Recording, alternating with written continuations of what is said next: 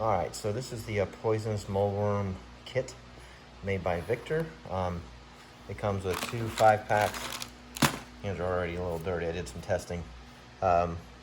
With 5 moles each, so 10 total. You get 5 flags and a pair of gloves. They're supposed to resemble, here are the gloves. They're supposed to resemble real earthworms, and they have the active ingredient in the root. Let's zoom out correctly. It's a little fuzzy, sorry. So essentially, just a quick tutorial. So find the tunnels, and then you typically can see where the dirt has been pushed out of the turf.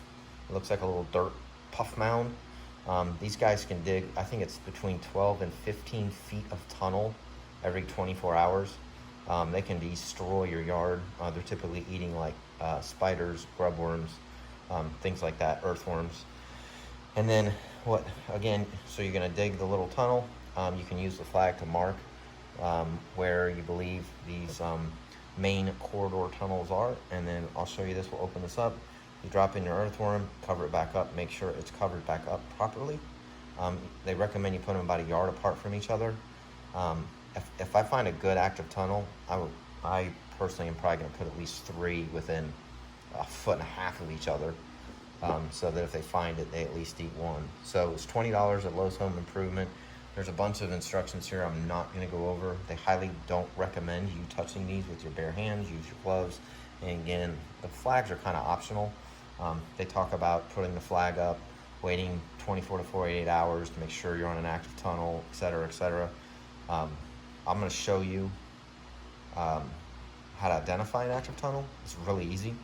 And then show you the simple drop down, cover it up, and go.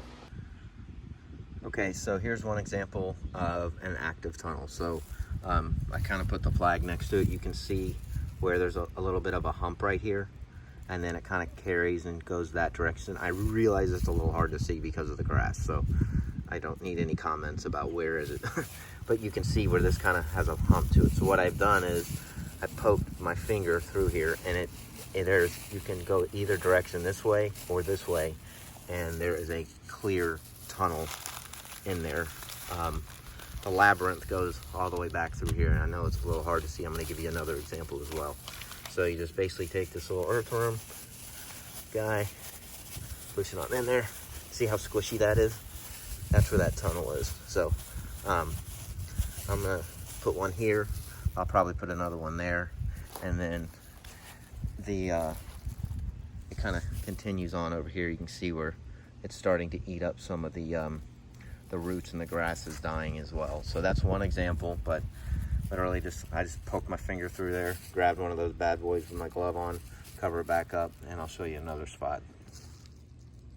All right, so here's another example. You can see how the dirt right here is pushed out, and then it kind of goes this way. So I poke my finger in here, and I can go either direction, and you can tell where the tunnel really gets to be pretty active in through here. So again, same process. Grab your worms. These things are they're actually kind of slippery. So, and then I'm just gonna stuff it on in there. Yeah, this is a good tunnel. It goes both directions, and you see how squishy that is. So there's another example. It's not rocket science, so don't make it complicated. I'll let you know how it works.